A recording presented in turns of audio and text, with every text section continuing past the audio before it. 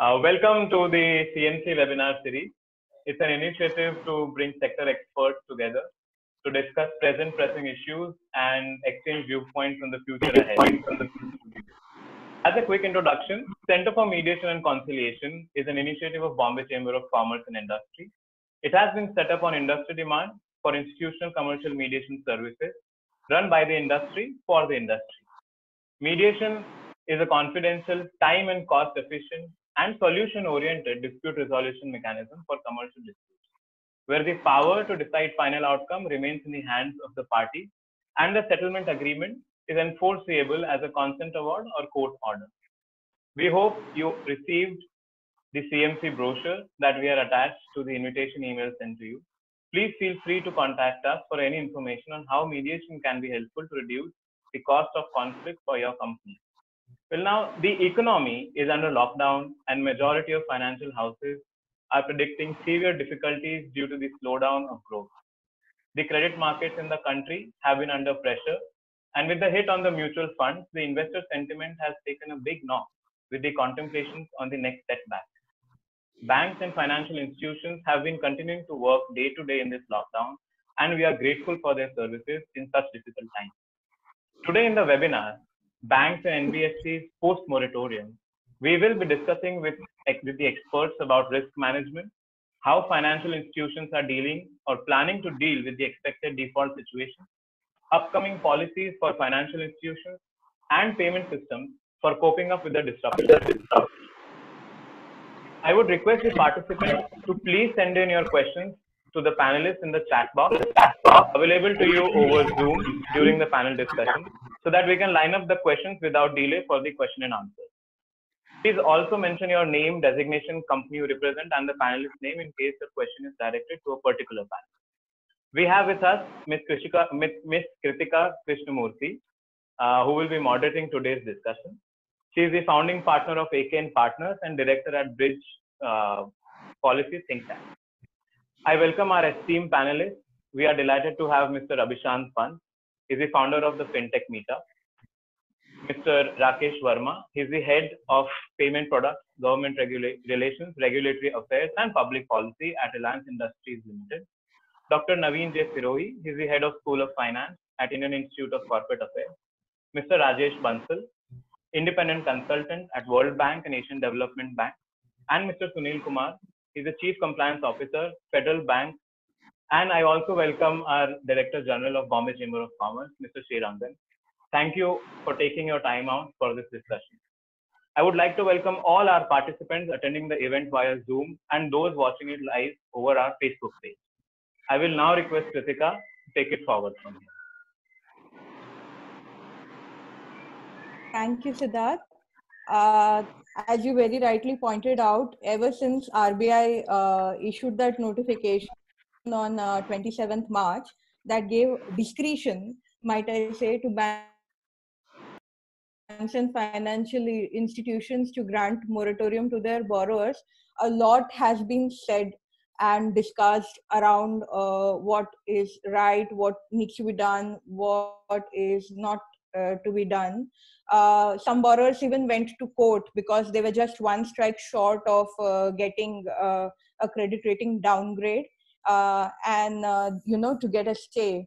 And although the court orders, if you analyze them, they didn't really specifically say anything in this regard, but the undertone of them in a way, as if it was implied that of course everyone is supposed to grant a blanket moratorium to all their borrowers, which was definitely not what the RBI notification said, and rightly so, because the survival of the banking and finance industry is very imperative for our economy to pass this storm with minimal damage possible.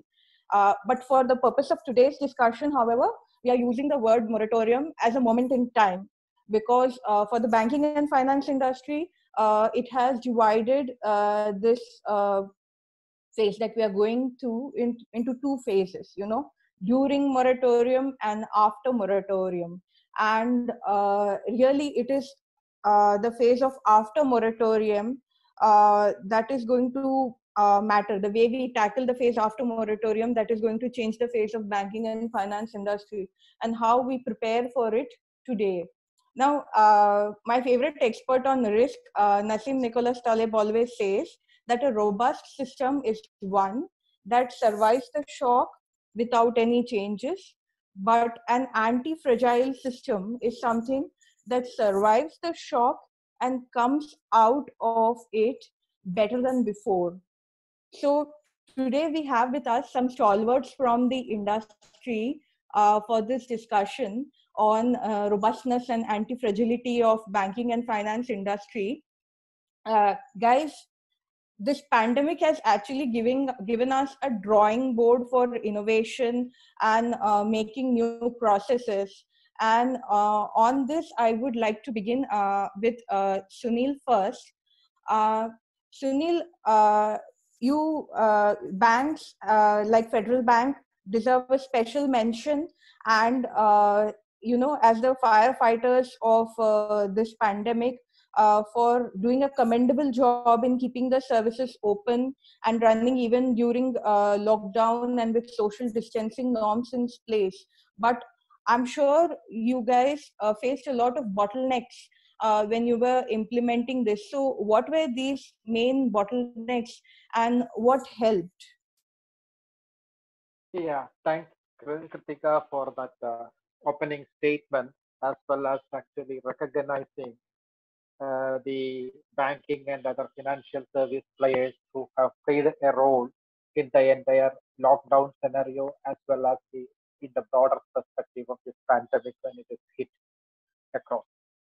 So when I just say about the challenges to that extent, I will just extend that the circumstances. It is just alone not the either the moratorium offered by the Reserve Bank of India or the lockdown issues which has been crept in subsequently. So the entire pandemic context, the first and foremost challenges bankers face, the face-to-face customer interaction has been completely wiped out. That is for branches, any officer, and the persons on feet on the street. That basically the sales force's entire thing, it has been completely ruled out. That was the biggest challenge because whatever we say, and we have a lot of digital products and opportunities and payments and gateway systems have worked well fantastically, but practically we have a big chunk of customers who are actually face-to-face interaction is happening. That is completely stopped during this period, and the pandemic results in that situation. How we got rid of it, and to a certain extent, one set is just have some set of limited access to whether the branches or offices with safety and security measures, with thin staff and thin level of customers approaching us, we manage it.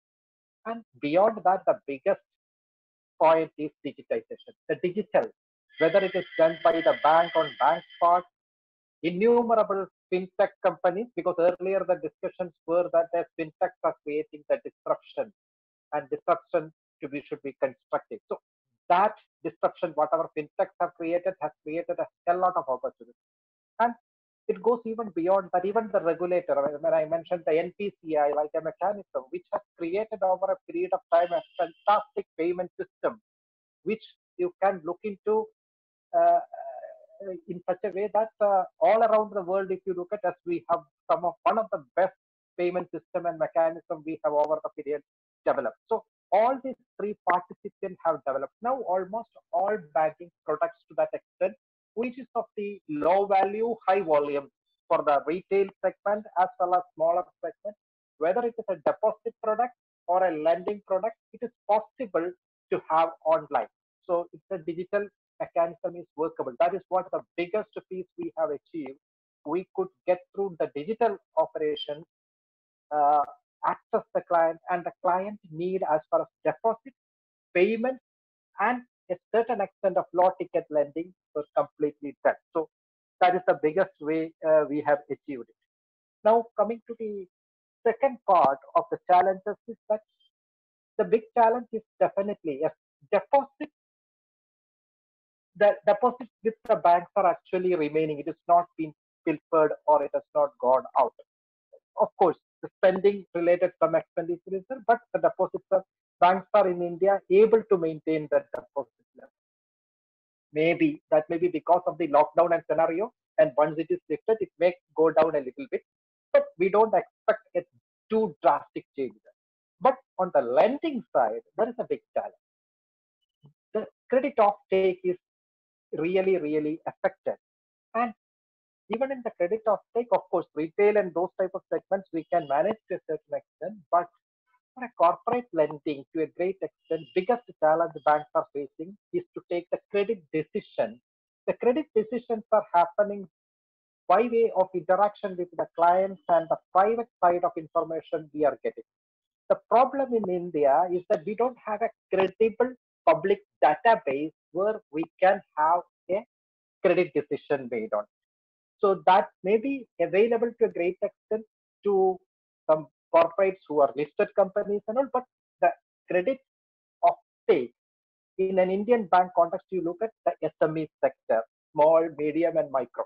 There, actually, data is a challenge unless we interact with the promoter and the senior management. The confidence level is not getting. That is the biggest challenge we need to get over. Now then comes the RBI's mechanism of moratorium.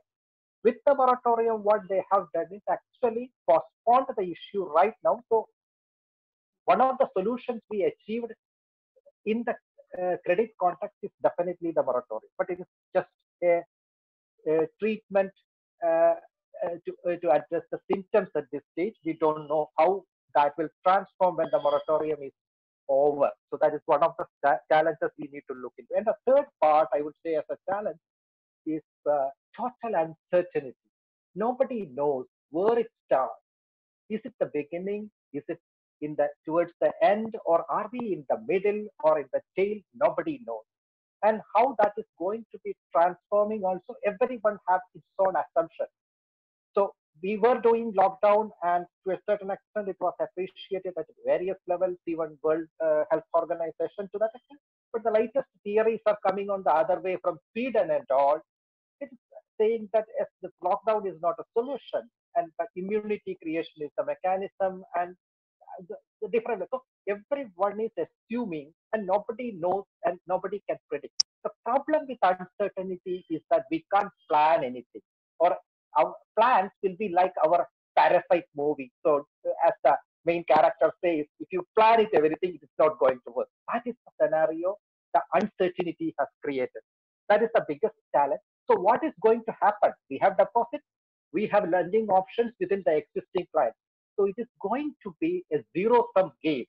The problem with zero-sum game is that you can definitely sustain, but there are losers and gainers, and that will be not on a proportionate basis. That is the problem with the zero-sum game. So these are the three challenges, and the way in which we need to address is definitely we need to be more innovative, and adaptability, swiftness of decision making. That is what we have to do it. And of course, we can see this challenge as an opportunity. With that, I will end my comment at this stage. Thank you. Sunil, I think you gave us a few very important keywords to take this discussion forward. Definitely data integration, and it is good that, you know, for banking and finance industry, at least you were already on a digital trajectory. So that in a way really helped you guys to sustain this better, unlike us people who have to have now suddenly to work from home. But you know, taking this digital aspect and this need to prepare going forward for such challenges, it takes me to Rajesh Bansal and Abhishant Pant. Now, I have this common question for you guys. It's slightly Orwellian, so you bear with me, please.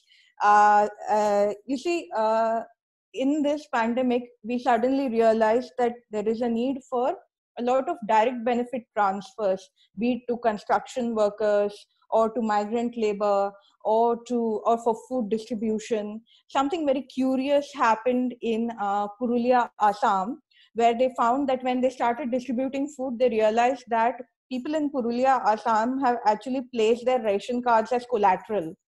to get loans. And so they had to first get them their ration cards back, and only then were they able to avail that food grain facility that the government was providing.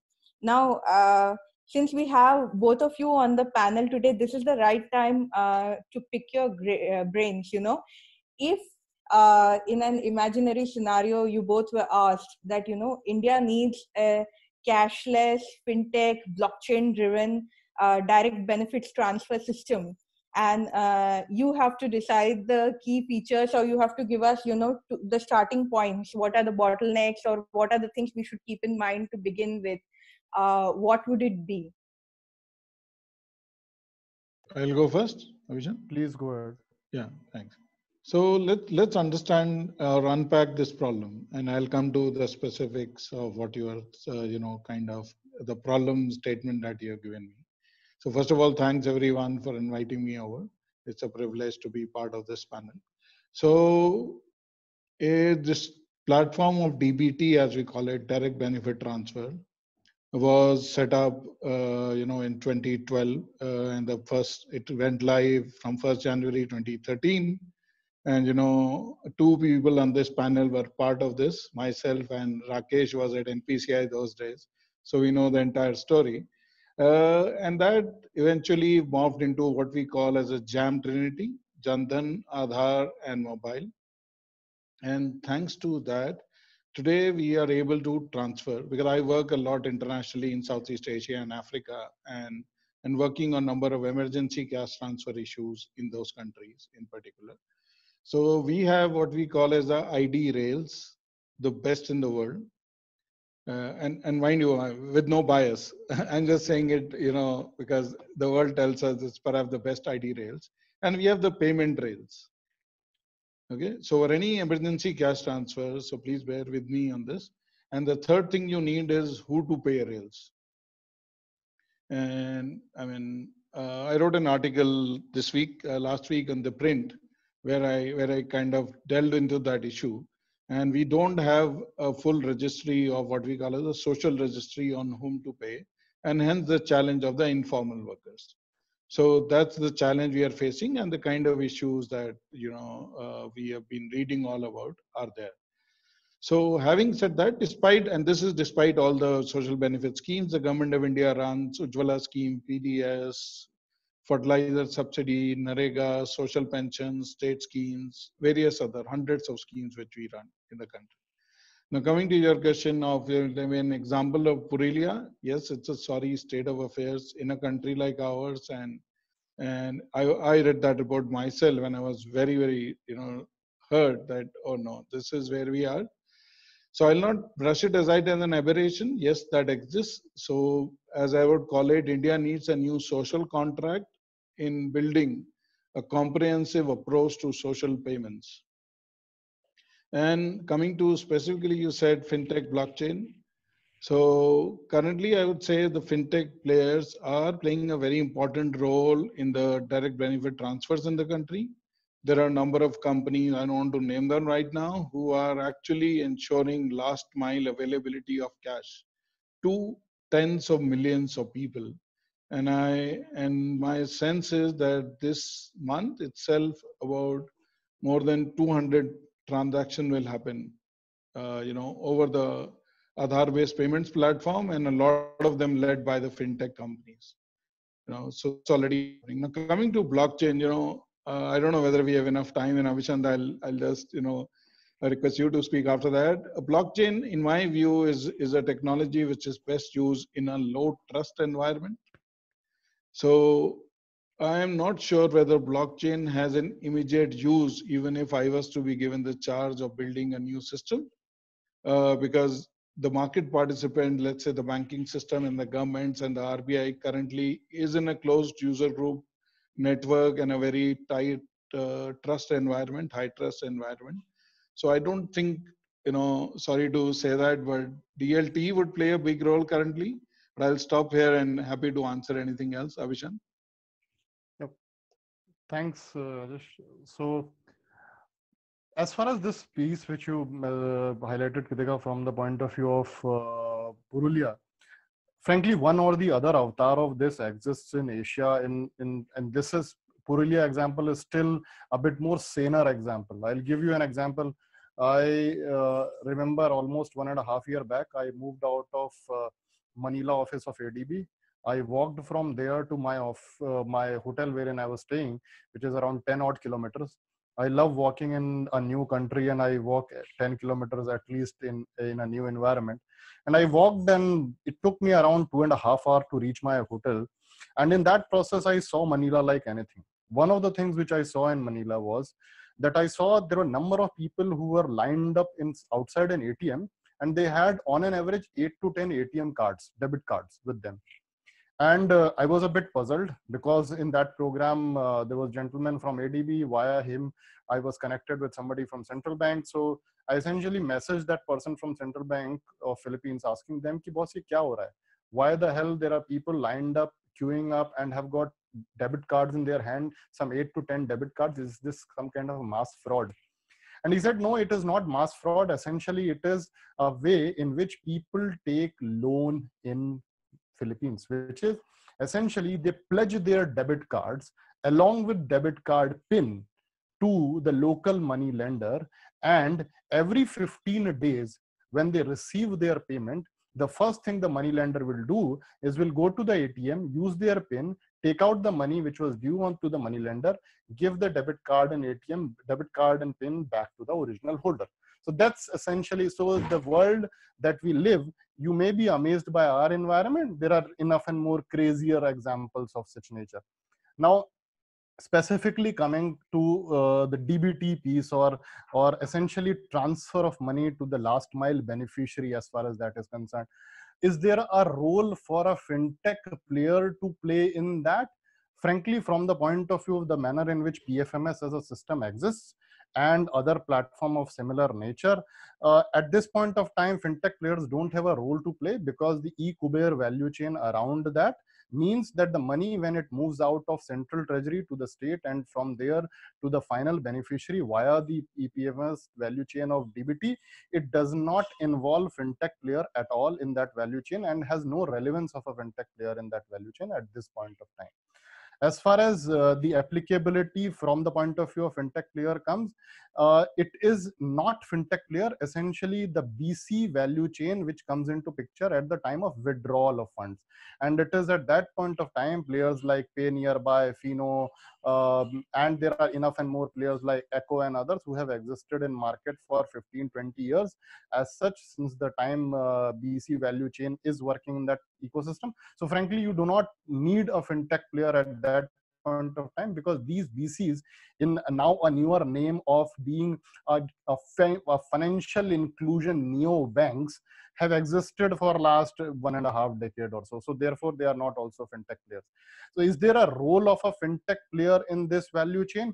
Purely from the point of view of dispersal of money and money reaching that last mile? No.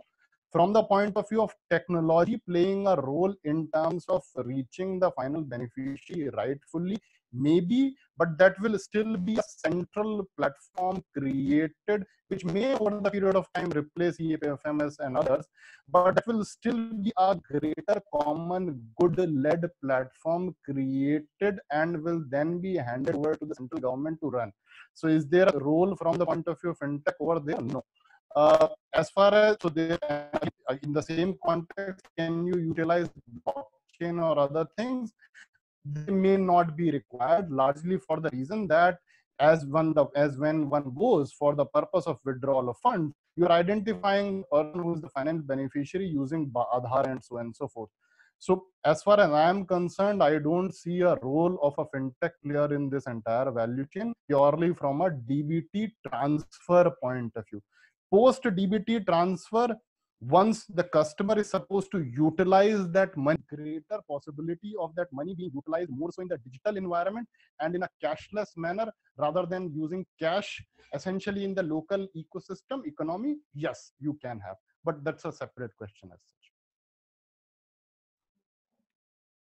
So, from what I gather from Rajesh as well as Abhishant, this pandemic has actually made me more appreciative of India than I was before. We have a cultural tendency to be to dismiss ourselves as not doing that well off.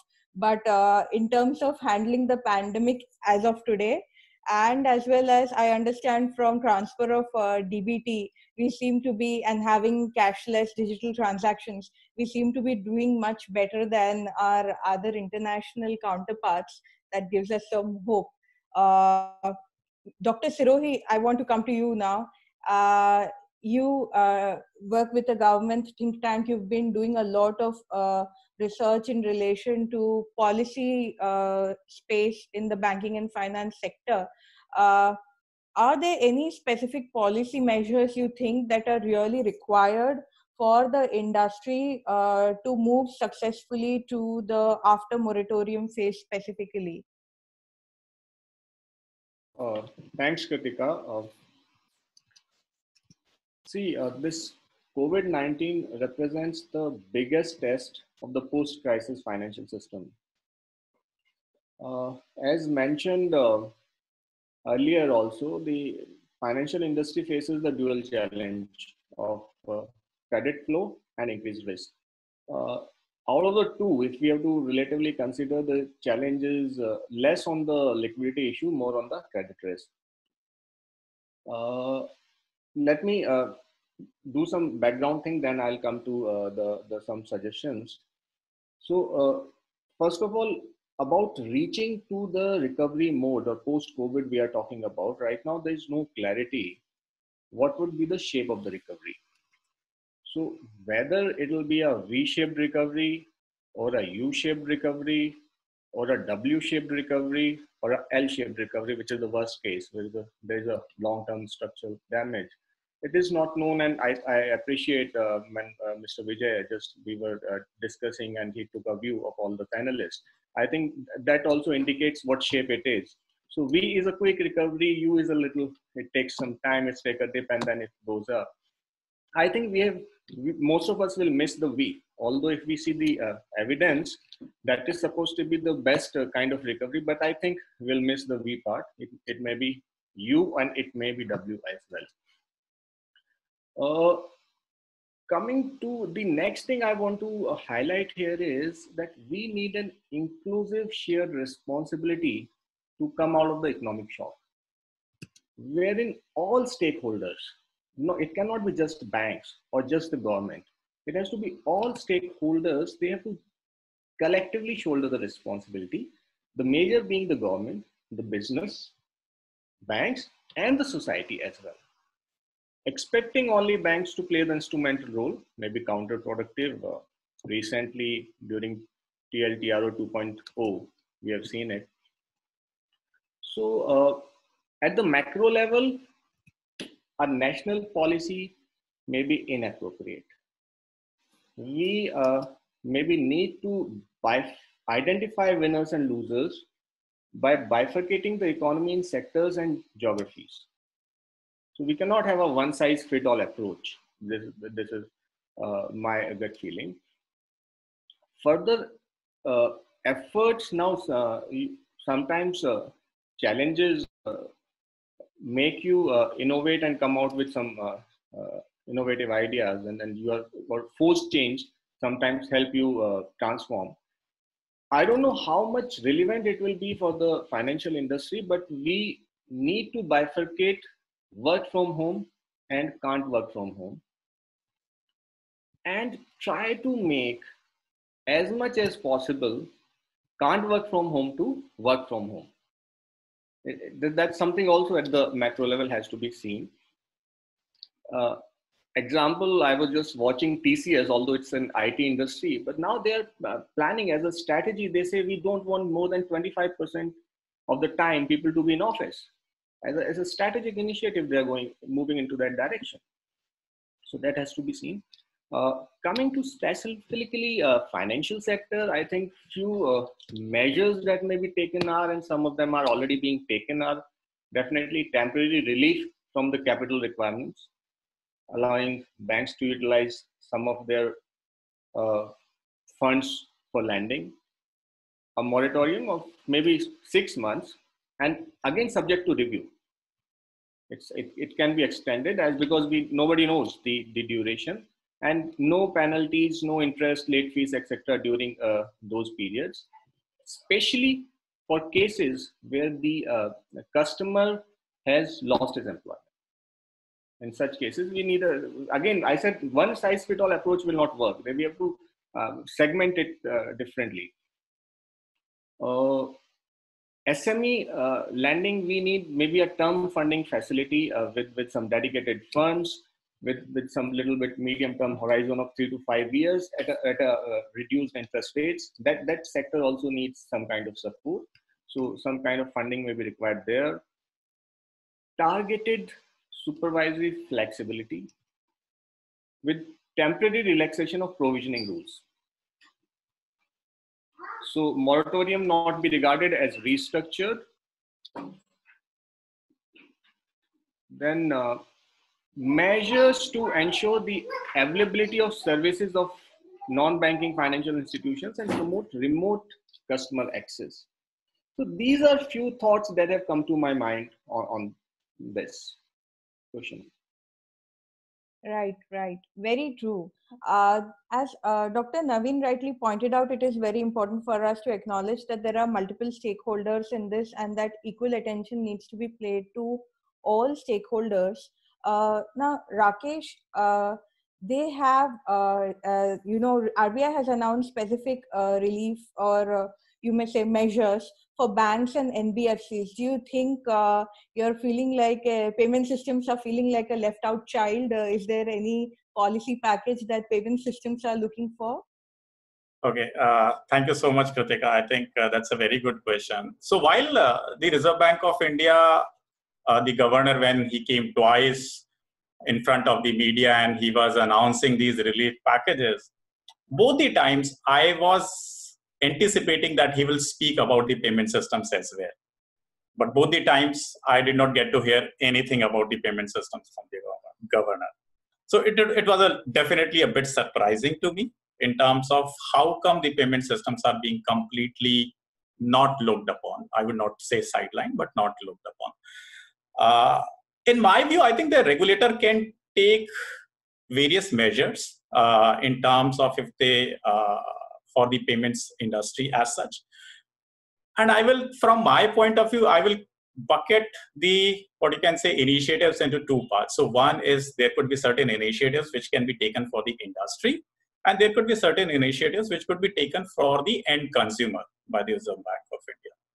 So far, the initiatives for the industry are concerned, some of the things which the regulator can think of is, we all know that the small and medium enterprises, and especially your mom and pop stores, are severely hit during this crisis because like all the shops are shut. They are not, there is no purchase activity which is being taking place. Only the kind of shops which are currently open are your grocery stores. So other than that, all other businesses are completely hit. One of the things which the government can consider once we sort of ease the lockdown and these shops start opening up, one is, can we look at, or can the government look at, or the regulator look at the reimbursement of MDR to small merchants? So while we know that there was a scheme which was running previously for 2 years, wherein the government was reimbursing the MDR to the small merchants, then there is a larger announcement made by the government wherein they made zero MDR on RuPay and UPI. I think the government can still consider including the other payment methods as well, wherein they can reimburse the MDR to small merchants on all types of transactions. That's one. I'm not saying abolish MDR, I'm saying reimburse the MDR. So that's important because that will give some comfort to the, like your small and medium enterprises and mom and pop stores. That's one thing. Second, the industry has been in talks with the regulator for a long period of time to come up with an acceptance development fund so that the acceptance infrastructure in the industry can be grown. I think this is the right time. I think the regulator should put gears in the top and come out with some sort of guidelines so far the acceptance development fund is concerned. I have my own views on that as well. Let's say, for example, if there are any monetary constraints around the acceptance development fund, there are two funds which are available with the government which they can utilize. So one is your financial inclusion fund, which is there with the NABARD. So there is a huge corpus in that financial inclusion fund that could be utilized. That's one. Second is there is another fund which lies with the RBI itself, and which is DEAF. We call it DEAF, which is Depositors Education and Awareness Fund. So that is another fund which is available with the Reserve Bank of India. I'm not saying that the entire contribution should come from the Reserve Bank of India. I think they should talk to the industry, talk to different payment industry participants, and they can also ask them to contribute. That's second. Third thing, I think this is the right time for the government to abolish the import duty on the POS terminal. So there is a huge import duty which is there on the POS terminals. I think government could take care of that as well. So that is on the industry side. So far, the initiatives for the end consumers are concerned. I know these are little steps, but more in terms of hygiene steps, what you can say. Currently, we all know that your contactless transactions using your cards, whether it is a debit card or a credit card, they are allowed only up to 2,000 rupees. Maybe at least during this crisis time when everybody is scared of touching the surfaces and getting contaminated, I think the government or the regulator should at least look at enhancing the limit of the contactless transactions, maybe to a certain point beyond 2,000 rupees.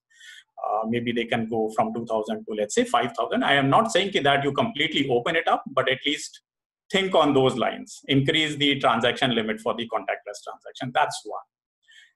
Secondly, again, on a hygiene factor, if we look at the, what you can say, the transaction, the way we do transaction on a POS terminal, it is basically your dip, you dip the card, and then you enter the PIN, right? Now, the moment the transaction is about 2,000 rupees, the customer is asked to dip the card and then he has to enter the PIN. Why can't we think of just tapping the card and then entering the PIN? Why do we need to insert the card inside the terminal so that we could minimize the contact? So that's the second thing which we can look at it. Third thing, again related to hygiene factor, I think this is the right time where the regulator and the government should aggressively push for scan and pay. Because scan and pay is completely contactless. Even if you have to enter the PIN, so you scan the QR code using a mobile phone app, which is there in your app. Maybe it could be a Google Pay or a Bharat QR app.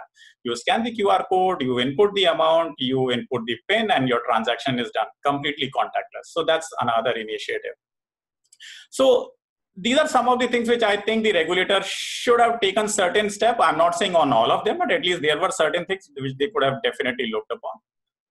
I hope that the regulator should take some measures in the times to come. Yeah, thanks, Rakesh. I think some of the measures that you're pointing out, like, reimbursing or rather refunding MDR for the smaller players, they may, let's hope that the government is listening, may end up in the MSME package that people are really looking forward to going forward. And as you said, these are small steps and things that we really don't think about on a regular basis, but these are the things that create a trickle-down effect in the economy and will help us take this forward. So thank you so much for your inputs. They were really helpful. This brings us to a close to the first round of our questions, and it brings us, to our second round, which we have demarcated for our key motto: disputes, and how to go about them. I would like to first begin this time with Abhishant. So Abhishant, we all know you've done something interesting, and CMC and you sort of have one thing in common. Okay, so CMC is on a mission to change the mindset of the way businesses in India look at dispute resolution. We want them to try out-of-court settlement through a third neutral mediation or conciliation, which is a bit more involved. Now, in a completely different context, you went on a journey across India to change the mindset of people towards digital payments. In that respect, what would be your advice to CMC what makes Indians try new concepts, and what are the tips on working in cultural change?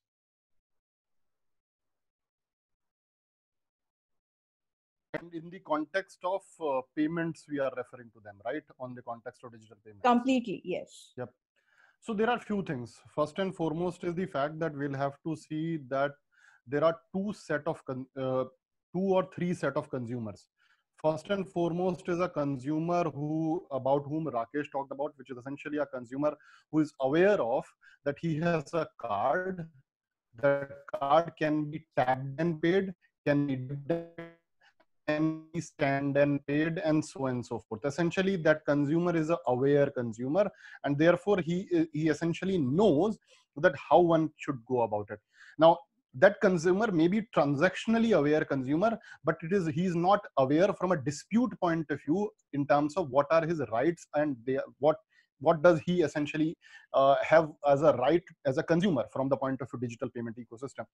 I think somewhere we have not done a great job of being able to educate that customer also, because if you look at, and Rakesh talked about the depositors education fund and so on and so forth, that has got hell lot of money in that, but we have not done much of the work for an urban consumer to inform and educate him about what is a zero liability clause, what does it mean, and so on and so forth. And there are 10,000 other things. So therefore, we need to essentially identify ways and means of educating the urban informed consumer.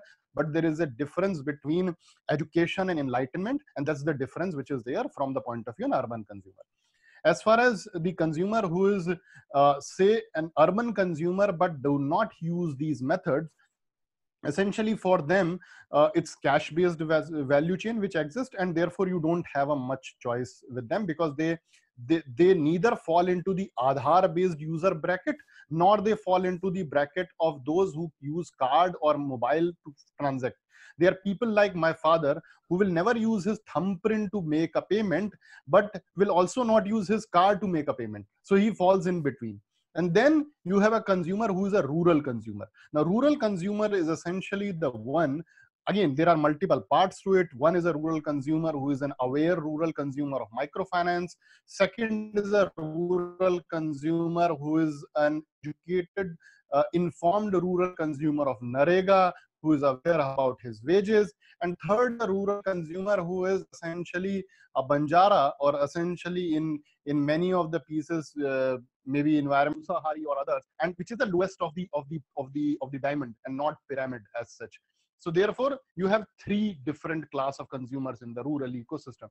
Now, all three class of consumer from the rural ecosystem have no idea from the point of view of, again, disputes and other associated things with reference to a Aadhaar based value chain, with reference to the value chains around card and so on and so forth. And the reason is pretty simple, is because we have not changed our financial inclusion focused literacy value chain in last 20 years. We have been doing that pathetic, shitty job in terms of providing and educating people in the system how essentially they should be educated and informed on financial literacy. We are still showing the same photo of that kawa who drops up kankad in matka and pani upar aata hai. Boss, wo din gaye, wo us kawe ke bhi din gaye, aur us matke ke bhi din gaye, aur us kankad ke bhi din gaye. So frankly, it's an illogical piece which we continue for 25 years, 20, 30 years since we started. The idea at this point of time is a digital financial transactional literacy and not financial literacy crap, which means that we need to educate people that boss, from the point of view of rural consumer, you have 5 transactions which you need to perform, which means you need to perform a microfinance transaction or a loan transaction, which is key to your life. Second is a transaction, agar aapko bahar jana hai, so you need to book a bus ticket or a train ticket or other similar transaction. Third is a transaction which essentially is a transaction around electricity bharna hai, prepaid ka recharge karna hai, and dish ka recharge karna hai, and things of that nature. These are some 8 to 10 type of transactions which you need to perform. And what are your rights with reference to these transactions from the point of view of disputes and other things? If you can do this, you will solve for India's financial literacy from the point of view of awareness and education. Frankly, somebody who is below MFI poor consumer, you cannot teach him कि save कैसे करना है. जिस आदमी को 100 रुपया मिलता है दिन का, उसको क्या सिखाओगे आप कि सेव क्या करना है उसको? It has been a crap that we have been doing like anything, and RBI has been wasting a lot of money. Corporates are wasting a hell lot of money in corporate CSR in the name of financial inclusion and all of that. And that's a complete wastage which only serves one purpose, which is it pays the salary of NGO, which is on the ground and nothing else. It does nothing else, absolutely. So therefore, what we need to do is we need to revisit this entire piece. I got involved with one of the corporate, and as part of my personal social responsibility, which means that मेरे को चवन्नी भी नहीं मिलती है उसकी. I got involved with one of the corporate to essentially help them build this piece from the point of view of how you should do digital transactional literacy programs. It's L&T Financial Services. They run under the name of Digital Sector, and that program has been running for last 3 years. You can check more about that program when you can Google about it. My limited piece, we should move from financial literacy to digital transaction literacy, which essentially impacts day-to-day life of a rural consumer. And in the same domain, we should inform and educate them about dispute resolutions and other things of transactions that matter to them in their daily life. Thanks. Right. I think you've given us some very key important messages. And if I take the liberty to generalize them slightly, it'll be like, let us scrap the old system. First of all, it's not working. Secondly, it's very important for us to classify our audience and educate them basis their awareness levels and their cultural sensitivities. And thirdly, it's time to think outside the ghada. Because the ghada is not working out. Ghada is not working out. Also, कई बार हम घड़े के नाम पे बहुत बेवकूफी करते हैं. So one of the piece which I saw, I'll share. Sorry, I am taking a bit more time. I'll share 2 quick examples. We were conducting a financial literacy, digital transaction literacy camp in one of the villages in Maharashtra. And whenever we do that, I spend my own money in going there, conducting all of that, and we don't charge anyone anything for that. So when we were doing that, one of the lady was showing an app which was prepared for this village ecosystem. She was showing that, and the women in the community, they were looking at it, and there was a lot of marwar. And then I asked कि boss ये क्या हो रहा है बताइए. तो one of the lady made a comment. She said कि भैया ये जो image में लड़की दिख रही है, she is not like us. मैंने कहा कैसी बात करो, this entire piece is created in Marathi, it is created for you and everything. Then when we started looking that closely, we realized 2 things. First and foremost, the women which was shown in that app and in that entire program, she was not wearing the sari the way Marathi women would wear.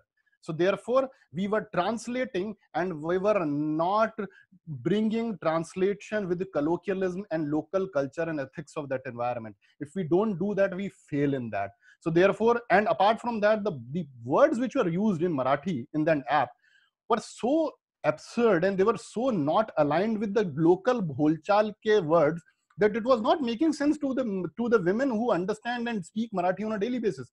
So if you don't bring colloquialism and local ethics, you fail in serving the poor. Poor does not need a poor translation of English. That is first piece. Second, I saw in one of the cases, NABARD had asked me to go to a district central cooperative bank in close to Chennai. I'm not remembering that place. And I had gone there and I was asked to look at कि यार इन्होंने एक app बनाई है district central cooperative bank के लिए, उसको app को देखो तो जरा. I went there and saw that app and I asked the bank staff to essentially help me understand.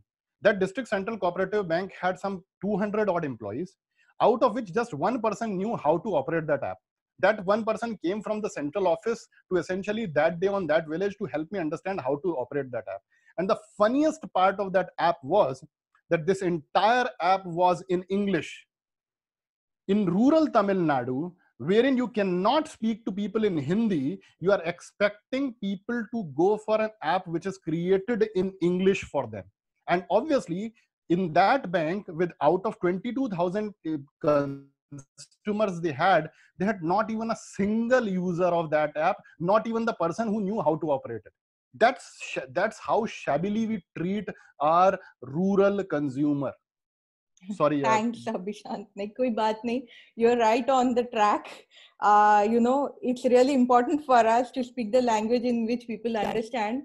And on that note, I want to go to Dr. Naveen. And, a language that businesses understand very well is CTC, cost to company. And you have been doing a lot of research around a very interesting concept called cost of conflicts. Can you please enlighten us and tell us more how it's relevant in the present times? Yes, Kritika. Well, conflict is a part of working life, even personal life, interpersonal life. It is how we deal with it that is important. Effective management of conflict can reduce the amount of time and money spent in trying to sort out the problem. It can also reduce the damage it could cause to those involved, and it can help in effective decision making in advance, or proactive approach rather than reactive approach. Considering the crisis the world is in now, it is high time that businesses woke up to the wastage. I repeat, wastage that lack of proper conflict management causes. Now, let me share some numbers. Direct cost of commercial claims resolved through litigation globally is $870 billion annually.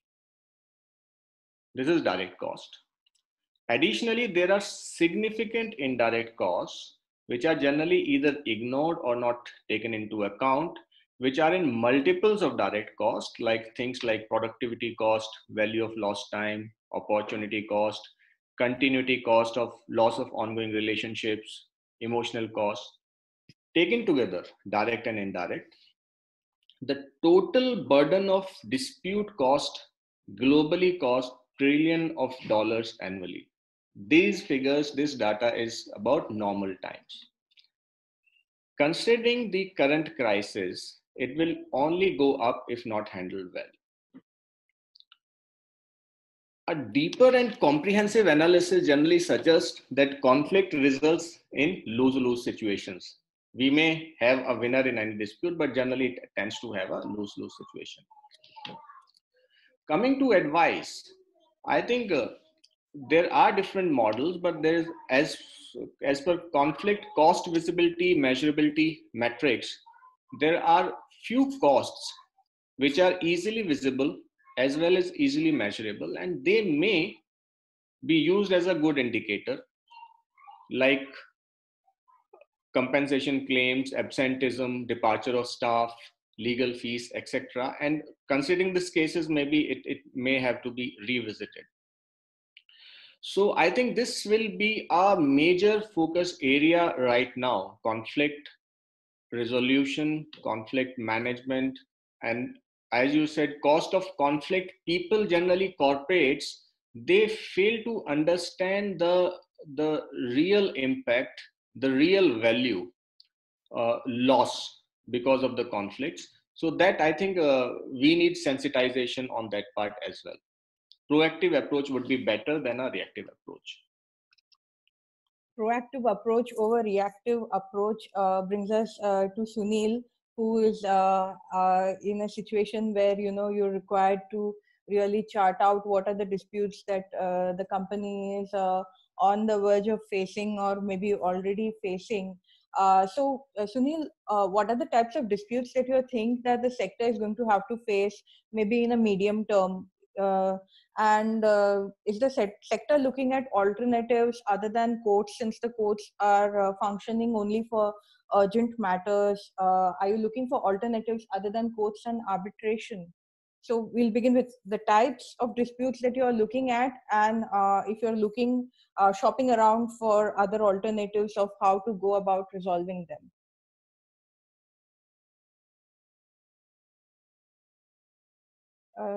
Sunil, you're on mute.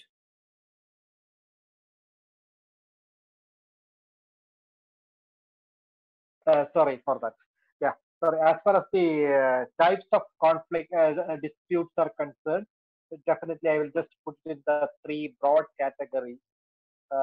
It will come in the near future, and even in the present scenario, we have got that intimation when that moratorium-related circular aspect has been questioned in Delhi High Court as well as Bombay High Court. The fundamental point would be definitely the companies will have bigger challenges, and that what we are saying is not only the smaller players, even the bigger players also feel, because the way in which almost all banks have done it is, as far as the retail customers, smaller players are concerned, let them have the moratorium unless they opted out of it. But for the bigger corporates who may have the capacity to pay, then they, if they require moratorium, they can opt in. That is the way the mechanism is started. And what we are seeing is from the industry side, even bigger corporates also actually going for towards the option, going to opt in for them. So the bigger challenge we will see is that if, of course, you have a moratorium for 3 months, then what afterwards? The possibilities, moratorium can be extended, but it all depends on the situation at that time. And the moratorium extension is one solution, then the consequences of, again, you're postponing things only. So somewhere the actual business and industrial or agricultural productive activity needs to start, then only the repayment will come. So in that context, naturally, if the companies are failing and from a regulatory side, a scheme like moratorium is not extended, naturally there will be a lot of disputes with regard to, and the disputes can go to any extent. The classification can be the one context, and even the interest, how we have calculated the outstanding amount, that would be a dispute, and the timeline given to the payment, everything can be disputed. So that is what one situation. If the companies or the borrowers are not having the money, naturally the disputes will come into that context. So that is one of the biggest piece is coming up. Second thing I would see is that in this area, it is not only the borrower. The lots of banks have lots of arrangement with the vendors, outsourced arrangement, and everywhere the situation is anyone can start claiming the force majeure. Repudiation of contracts, they can actually start in this situation and the contract's failure. That is what one of the fear, and that may lead to even in the payment, the clearing system scenario. And this has actually, you see the vendors and even a courier company is very important, because one of the biggest things what now we are seeing is the entire international trade payment based on the letter of credit is a big challenge, because letter of credit by the legal or a contractual construct, you require the actual physical document to be presented. And there are no couriers to send the documents by the exporters or the importers to the other country.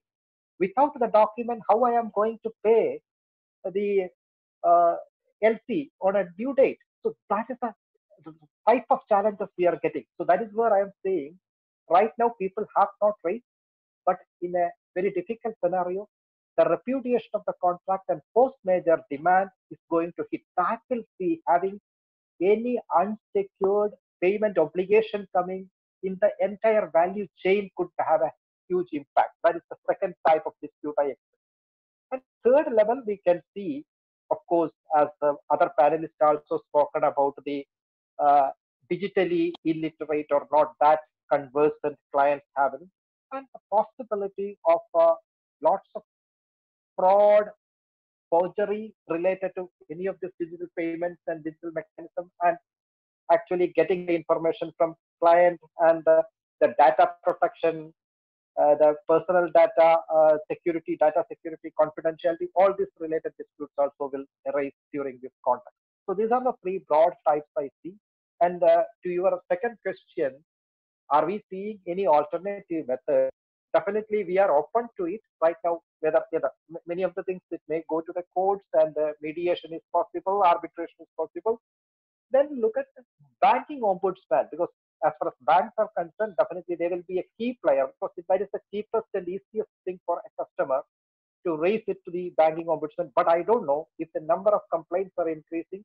In the present, they have that institution have the capacity to deal with that quantum. So that is the biggest thing.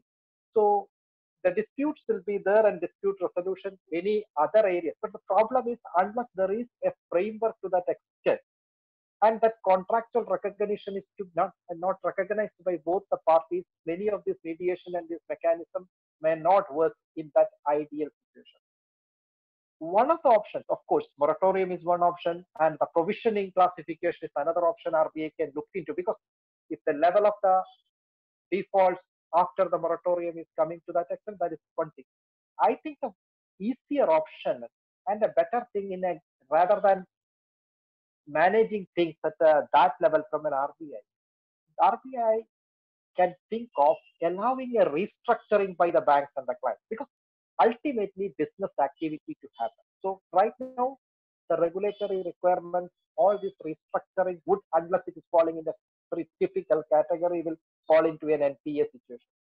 So I think in the context of this scenario of a post-merger scenario is happening and the business is not happening, the restructuring option is given to the banks and clients. That would be a big piece to reduce the disputes, and actually we can reach out a reasonable conclusion, a reasonable solution and resolution to that extent. So that is my view on this. Right. So as Sunil pointed out, it's time for us to take proactive measure, give more autonomy to banks to resolve their own disputes. Something that also can happen with the banking ombudsman scheme is that when the Commercial Courts Act was rolled out, and the role of conducting mediations was given to district legal services authorities, they realized that they do not have the capacity to handle so many disputes or such kinds of disputes. And then, for example, the Maharashtra Legal Services MLSA also reached out to organizations like CMC and brought them on board as an outside service provider. So the dispute goes to MLSA, but then MLSA refers these disputes to institutional service providers outside who work within the framework and as per what MLSA prescribes, and does the mediation for them. Since banking ombudsman is also kind of a conciliation method, although I won't open that Pandora box for now. That takes me to Rajesh. Rajesh, I understand that you have special interest in, ease of dispute resolution of low value, high volume banking transactions. We are foreseeing a lot of unemployment, pay cuts, economic standstill, and whatnot. What would be your advice? As Sunil also rightly pointed out, it's time for banks and financial institutions to get more proactive in terms of these kinds of dispute resolutions. What would be advice to these institutions? How do they handle this wave that is coming their way? Thanks. So as you know, Mr. Sunil basically focused on the asset side of any financial institution and the issues around moratorium that we have been discussing for this panel.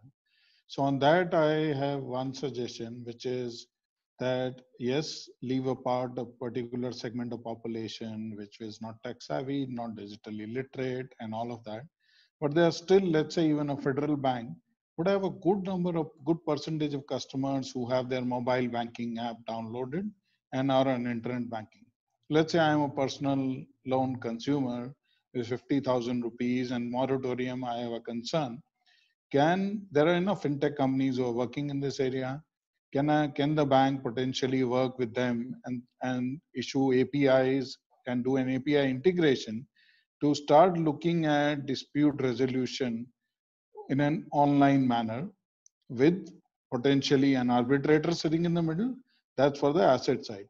Now on the liability side, my first, the major passion is about how, the companies like PayPal and Amazons of the world have an online dispute resolution mechanism where there is no person in the middle. It's automated. PayPal kind of was the first adopter of online dispute resolution at scale. So I suggest that, first the banking system in itself work out, let's say, an ATM transaction. On my app, I should be able to log a complaint. It has automated logs. It can go through all the steps, algorithms, rule engines, AI, and everything, and give me a resolution in 1 minute, which is possible. And as the RBI committee set up under Mr. Nilekani's chairmanship also wrote, that the first big use case where potentially inter-bank disputes could be resolved automatically is UPI. And I'm given to understand that maybe NPCI has already started work on it. And I would, urge all the banks to start work on that, looking at the wave of both on the asset side and the, the liability side, the disputes will come up. Thank you on that. We've almost come to the end. Siddharth, I'm sorry for breaching your timelines and exceeding them a bit by 5 minutes, but I'd like to end with the closing session as a question that I wanted to pose commonly to everyone, but I'll begin with Rakesh. So guys, tell me, what is your vision for the new normal post-moratorium and COVID-19 for the banking and finance industry? As a closing comment in one statement, what would be your advice, suggestions, or way forward or takeaways? Okay. So one of the things which I strongly feel is that once this crisis is over, at least the payments industry is going to make a strong comeback. There is no second thought about it. And if we have to talk about, so let's say today, currently, if we look at the statistics in India, currently only 15 to 20% of the personal consumption transactions are done digitally in India. So the rest of the transactions are still done in cash. I see, or my assumption is that, and I anticipate that in the next 2 to 3 years, we should be able to reach somewhere between 45 to 50% of the total personal consumption transactions being done digitally. So that is one of the things which I see in the next 2 to 3 years. Obviously, any crisis makes the entire ecosystem more strong and they come back more forcefully. 3 things which I will suggest for the industry is three terms which I will suggest for the industry is resolve, recover, and reimagine. Show resolve to make a strong comeback, help recover your partners to come out of this crisis quickly, and reimagine processes to make things simple and convenient for the users. Awesome. Anybody else? Sunil, would you like to add to that? Yeah, sure. Thank you. So the basic thing I feel that it is a changing time. Naturally, the work from home, somebody has mentioned about it earlier, that is going to be the norms for the majority of the urban centers, where unless you are physically present, whichever work can be done. And the same way, even the children, no need not go to the schools or the colleges, like everything can be online to that extent. So we are more and more going to be restricted to our domestic environment, and the domestic environment, the old the Brazilian model of the Sasa. Daytime it is a business, and the evening it is the residence of the just converting one. So that is what is going to happen in the going forward. So from a financial perspective, in such an environment, naturally everything needs to be digital. All financial products is available on digital, and decisions can be based on the data, and we need to have the credible data. And the last part is definitely the Supreme Court has already paved that way of thinking, the digital currency that will be very relevant. That's all. Right. So we need to reimagine data is gold and digital all the way. On that note, Siddharth, over to you for question and answers. Thank you. We have a couple of questions, but what I've done is I'll be asking 2 questions. I'm merging 2 questions into one and a separate second question.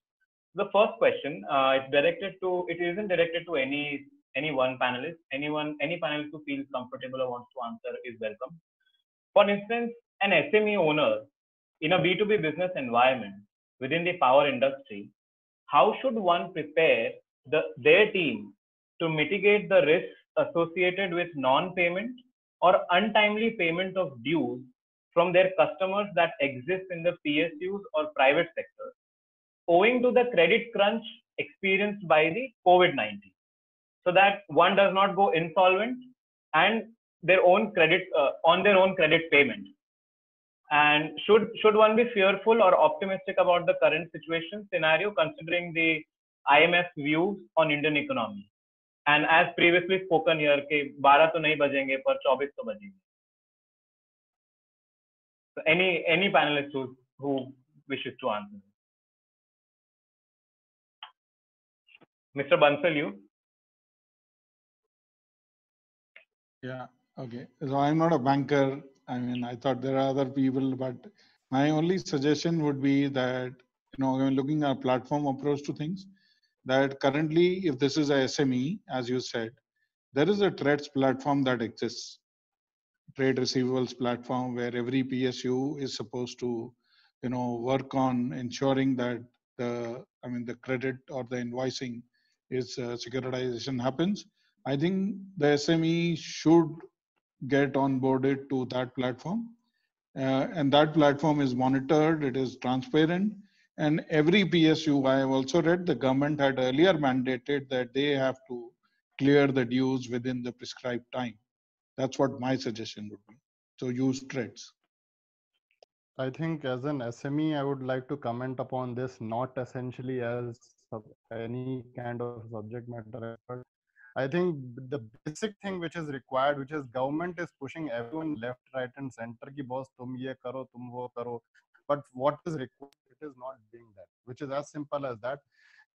There is so much of an outstanding of SMEs with the government. If government can clear that along with GST bills which are lying from an SME point of view with government in form of multiple outstandings which are there, that in itself will be an amazing thing. To quote my personal example, I have two outstandings, one with central government and one with Maharashtra state governments. Both outstanding are for last 7 months plus. I am an SME, I am a chota organization, and this SME and chota organization, government uska paisa daba ke बैठी हुई है. Now government is talking to others left, right, and center. Boss, you clear this, you clear that. It will be great if government can clear bills of SMEs which are with it, and that will make our life so much more easier. Frankly, that in itself is going to be a blessing. Secondly, the bills which are there from a corporate point of view. Today, a lot of SMEs, and we did a survey on essentially fintech focused SMEs.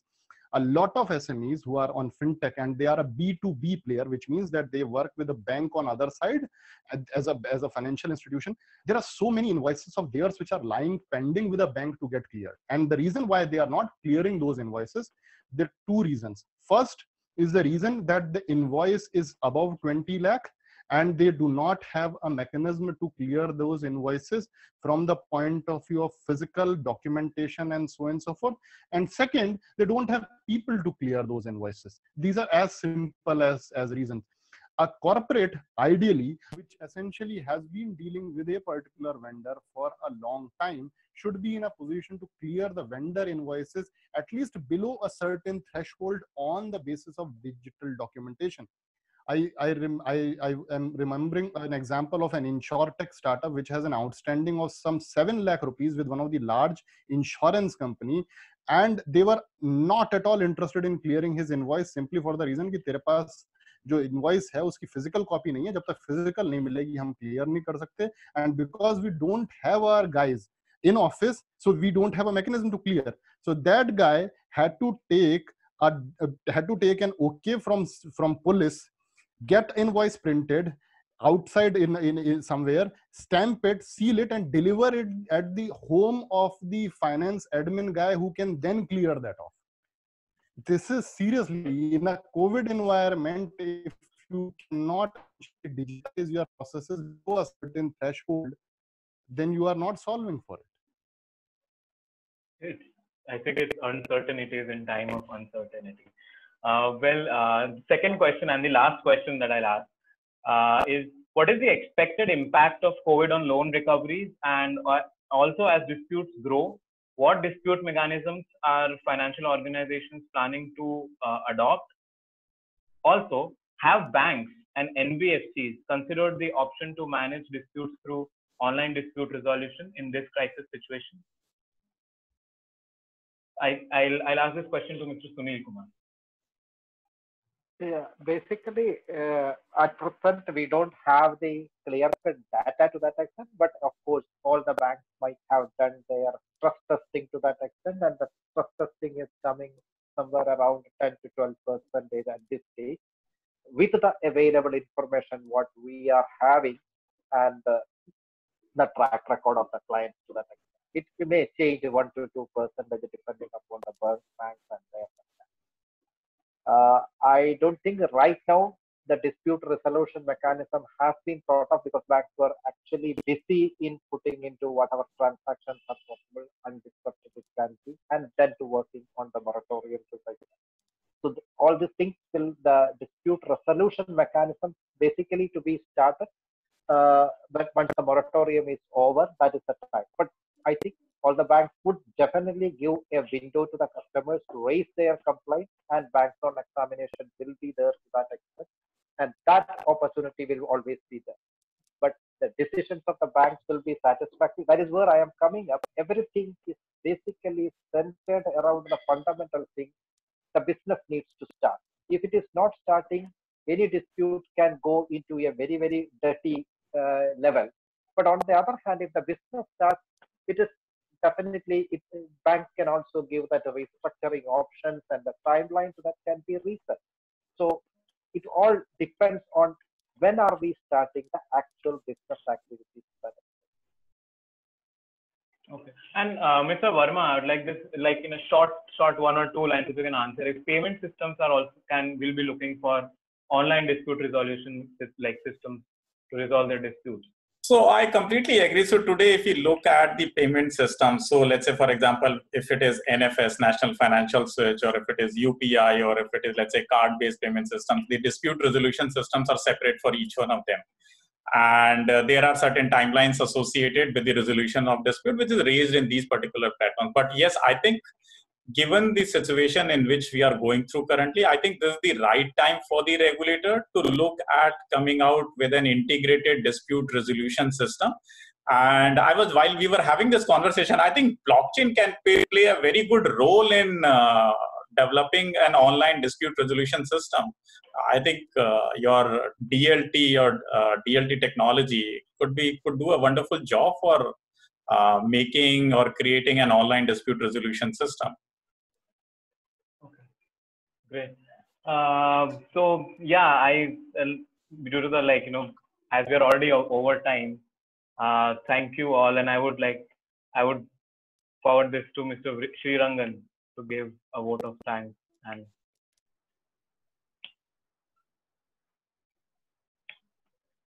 that addresses each of you panelists and the moderator, thanking you in turn. I will bypass that with your permission and take that as a given. Instead, I will read 8 lines of poetry that I wrote listening to you that reflect my view of what I think you said. The lines go this way. Sessions like this, opportunities do provide for deliberations on use of electronic themes.